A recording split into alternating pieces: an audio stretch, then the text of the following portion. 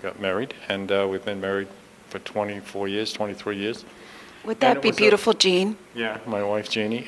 But you have to have that ground. I mean, you have to have a place to go to. And, if you were to take a jar, fill it full of ping pong balls, if you look at the ping pong balls and the jar is full, you'll say the jar is full. You could probably put marbles in there. Yeah. And then after the marbles, you could probably fill it with sand, and then it would be full.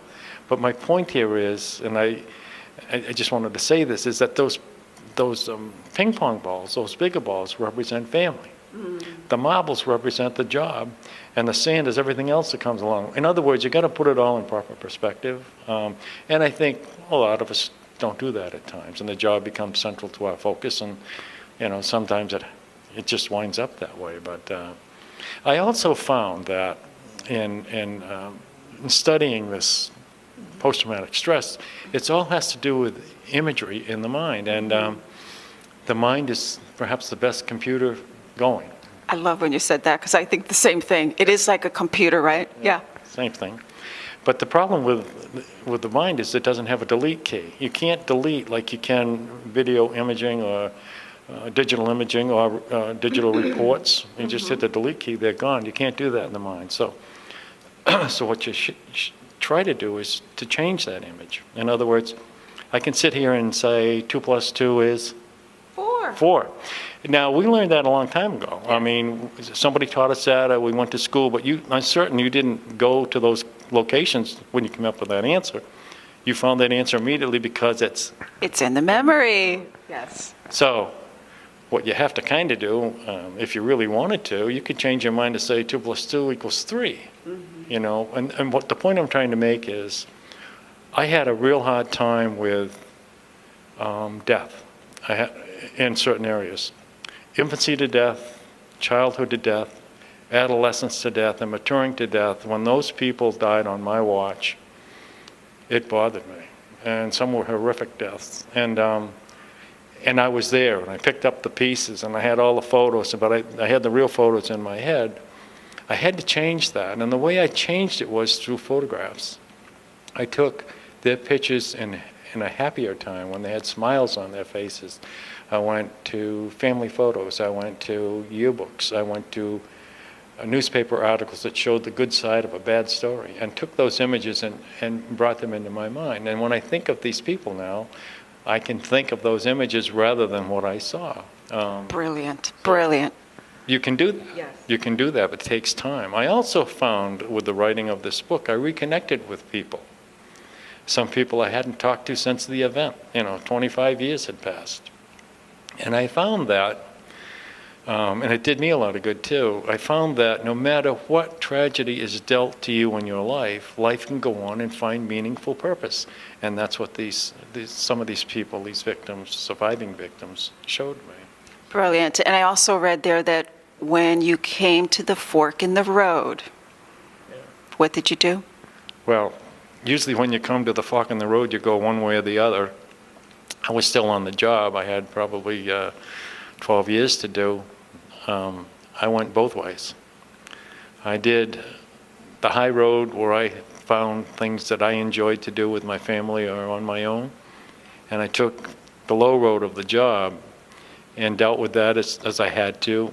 But I'd come home at night and I'd be back in a peaceful place. And I just want to say this here, that I'm not trying to discourage any young person from getting into police work or any form of emergency service work. I don't think there's a greater calling. Absolutely. As a matter of fact, when I do interview officers and I work with them one-on-one on coaching, none of them say they hate what it is they do. They absolutely love doing law enforcement. They love going out in community. They love everything about the job. But these other components that come in with the mind is what they don't like. So it might give a perception that you don't like your job, but I think if you go deeper and you look to what's really happening, it's not so much the job, right? It's what comes with it. Right. Politics, which you do talk about as well, how we treat one another. Right. So that's what I hear most. You're dead on when you say that. We're not at all, nothing here is trying to discourage people from going into law enforcement. It was a rewarding career. It gave me a lot of financial freedom. And really the retirement is Wonderful.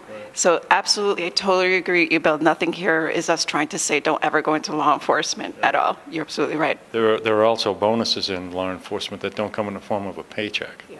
There are some events that have wonderful, marvelous endings. Yeah, the lives you help touch, the somebody, people you help, absolutely. and maybe save a life. So there's that aspect of it all. I just want to point out that there can be problems sometime, and to be ready for that. And it can take one event, it can take many. It took many for me and years to finally hit me, but it hit me. And I didn't even think about it, but it hit me. We don't talk about it. This is why I think it's so wonderful, the work that you're doing with your book, the message that you sent out, the conversations we continue to happen, because we don't talk about it. And there's nothing wrong with talking about it. It'll help prepare if this situation or event occurs in your police career.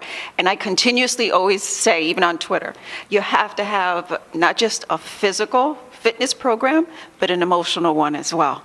And very important for this kind of work, career.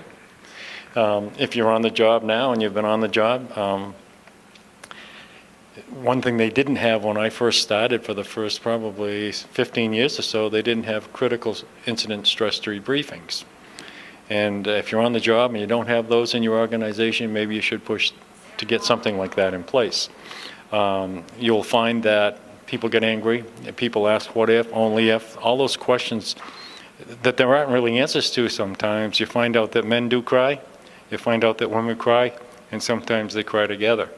And that happens. It's all part of the program. So, and it's okay. We're human. It's okay to cry.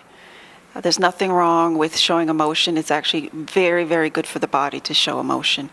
It's very toxic to the body when we try to hold it in and pretend it's not there, suppress it, or have our mind focused on something else because we don't want to see the emotion that's coming up.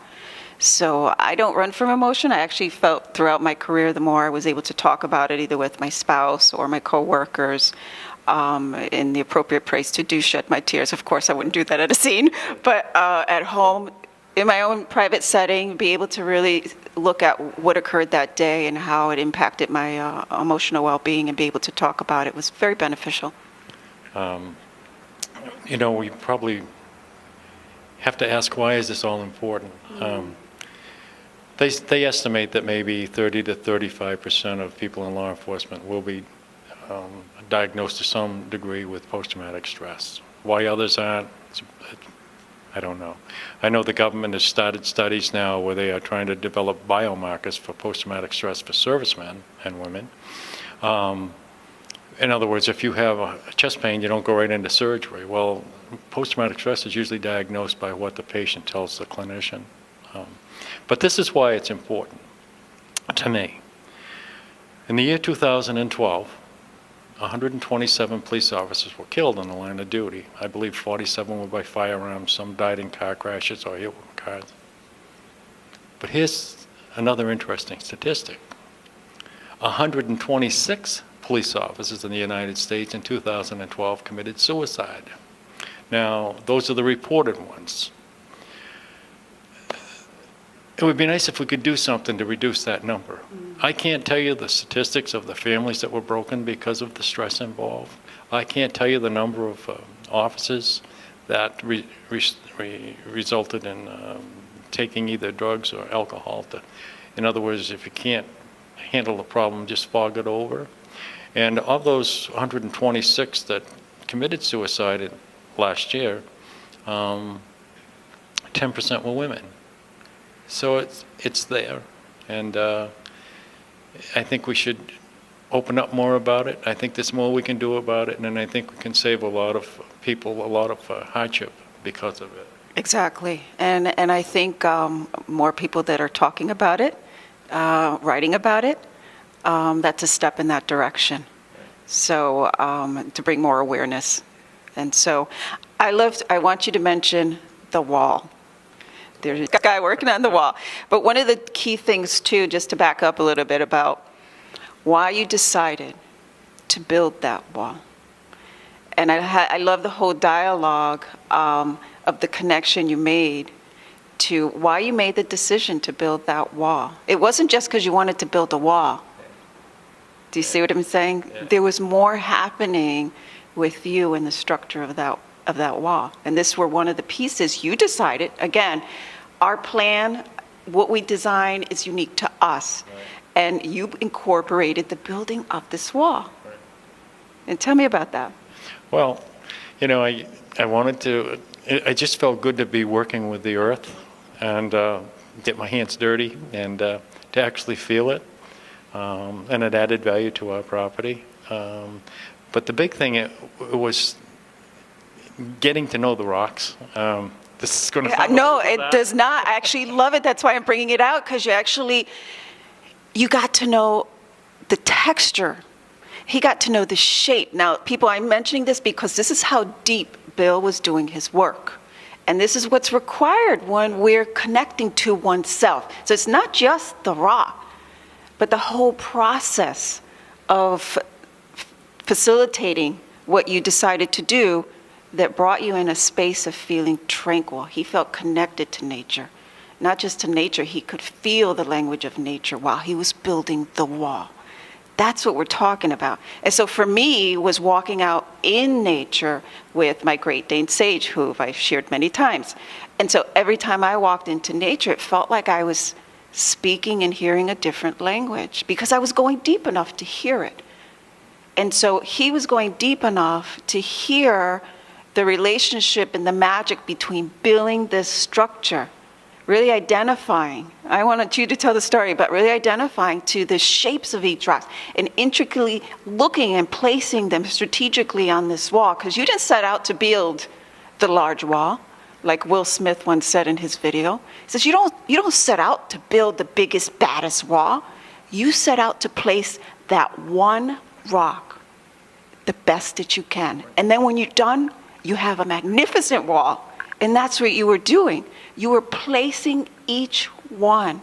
And in that placing of each one, he was placing all of those thoughts that were fragmented and that thought was finding its proper place. That's what you were doing. That was the magic of the wall. Yes? Did I hit it right on? Other than give them, I would put a whole bunch in the yard there, and other than give them actual names, I knew where they were basically going by their shape. Top rock, bottom rock, middle rock, wedge rock, all these different.